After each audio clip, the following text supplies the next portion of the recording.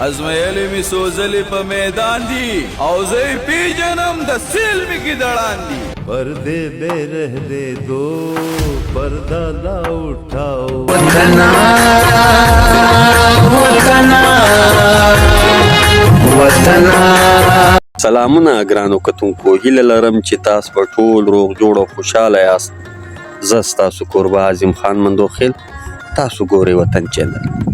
ګرانو کتونکو په نن ویډیو کې به تاسو ته د پښتو فلم دا کار د بدماشۍ دی د دې فلم ساز او اداکار راجا خان سره زما په موبایل رابطه وشوه راجا خان نه د دې فلم په حواله ما یو څه تپوسونه وکړو هغه تپوسونه په دې ډول فلم څومره ګټه وکړه په کراچۍ کې د ریلیز نه کولو وجه ډایرکټر شانزیب خان سره د اختلافات تنازع او د راجا خان را روان نوې فلم په حواله ډېرې اهمې خبرې وشوې راجا خان ډېر اهم انکشافات وکړو او په آخر کې د خپل نوي فلم په حواله خوندوره خبره هم وکړه ګرانو کتونکو تر ټولو دمخه ما راجا خان نه پوښتنه وکړه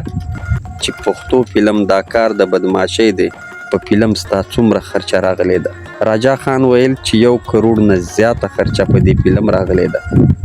ځکه دا فلم د پښتو فلم انډسټري د غټ بجټ فلم شمارل کیږي له دې بعد ما پوښتنه ترې وکړه چې د غټ اختر په ورځ د پېښور په صابرینا سینما او شمع سینما باندې دا فلم ریلیز شو فلمبینو دا فلم څومره خوښ راجا خان د دې تپوس په جواب کې ویل چې د اختر په ورځو کې په فلم زیات راشو اوس په رش کې لږ کمی راغلی ده ځکه خلک بیرته خپلو کاروبارونو او کارونو ته تللي دي ما ترې پوښتنه وکړه چې فلم ګټه کړې ده او که تاوان راجا خان ویل چې فلم کله هم تاوان نه کي او په را روانو 4 یا 5 میاشتو کې به فلم خپل سر او ګټه راکړي کله چې مې دا پوښتنه ځینې وکړه چې فلم په کراچۍ کې ولې ریلیز نشو نو هغه ویل چې دا یو عام فلم نه دی د دې فلم جوړولو طریقه له نورو فلمونو جدا ده او یوازې په میوزک 3 یا 4 میاشتې لګېدلې دي په دې وجه مې د کراچۍ سینما ته فلم ورنه ځکه د کراچۍ مسرت سینمې په کمو پیسو فلم رانه اخیستی په فلم کې د خپل کرکټر په حواله راجا خان ویل چې په فلم کې له خپله کرکټر اول مطمئن نه وم خو کله چې د اختر په ورځ د فلمبینو سره یو ځای فلم وکتو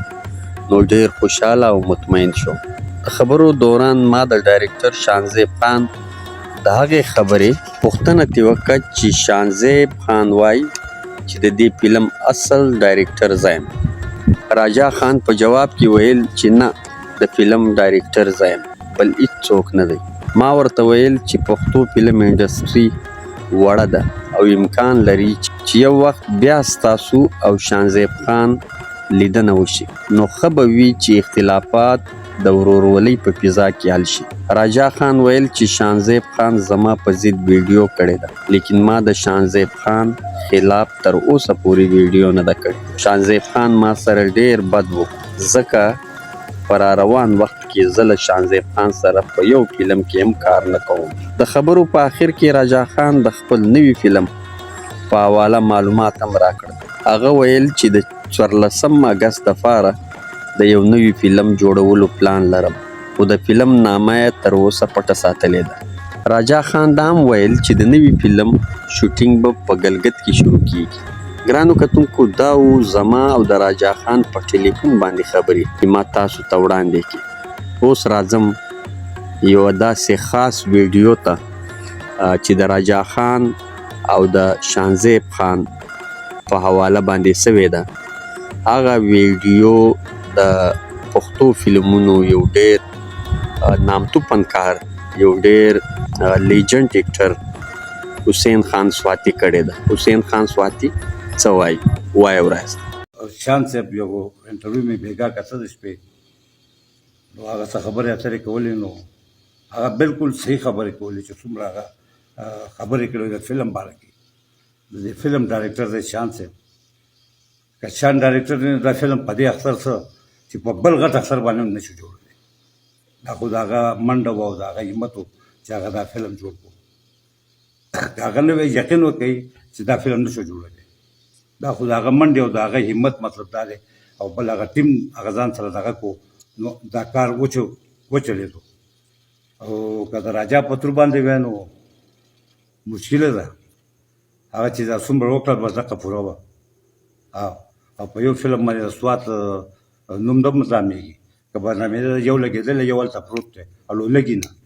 هغه هم د سوات فلم دی مطلب ورسېدی که نه نو فلم سره چې څومره هغه شان صاحب خبرې کړي دي ډایرکټر د هغې شان و هنده پورې موږ په خپله کار کړی دی موږ د ډایرکشن هغه را کړی دی نو که راجا ووایي ډایرکشن نو زما یقین نه راځي که هغه ډایرکشن په داسې خوام تېر شوی ډایرکشن ډېر ګران کار دی او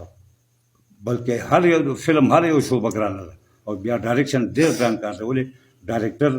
دا خلک عوام ډایرکټر کښېني نو چې فلم چلېږي نو هغه ډایرکټر ته د هغې ټوټل لګوي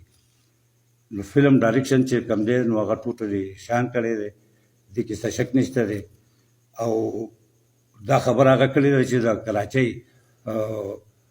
صالح بابو خرڅولی شي خو صالح بابو ته یې ویلي چې هغه د هغې پیمنټ به ته مونږ ته کړې نو په کار داسې ده چې هغه صالح بابو هم پیمنټ هغه ته وکړي ولې چې په دې کې د کسانو پیسې پاتې دي نو چې پاتې دي نو بیا راجا صاحب خو منځ نه راځي که نه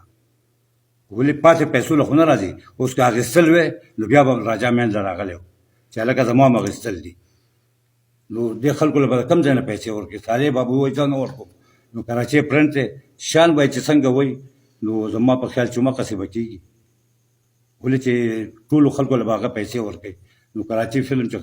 پرنټ چې ورکړي نو کراچۍ والا ته هم دا وایم چې چا نه بغیر که تاسو چا سره خبره وکړم دا به تاسو خپله ذمهواري ټیک ده که نه نو موږ خو غواړو چې دا خبره جوړه شي زموږ به څه پیسې او چې مطلب خو نور زموږ وروڼه بایګان دي مطلب دا دی چې د هغو ضرورت دی اختر و تېر شو اختر خو زه په خلکو پورې اوس کړو او داسې سړی چېرته نه شي کامیابېدی چې هغه د بل د تبعیت سوچ کوي یقین وکړئ که کامیاب شي هغه سړی کامیابېدی شي چې هغه د بل د ښې سوچ کوي نو د ده د ښې سوچ که څوک نه شي کولی نو بره والی بیا کوي ګرانو کتونکو دا و حسین خان سواتی او ستاسو نه تپوس کوم ستاسو نظر څه وایي چې پښتو فلم دا کار د بدماشۍ دی به پښتو فلم انډسټري ته ترقي ورکړي او که نه په کمنټس کې ضرور راته ولیکئ تر بل ښه او خوندور پروګرام پورې ما ته راکړئ اجازه د الله په امان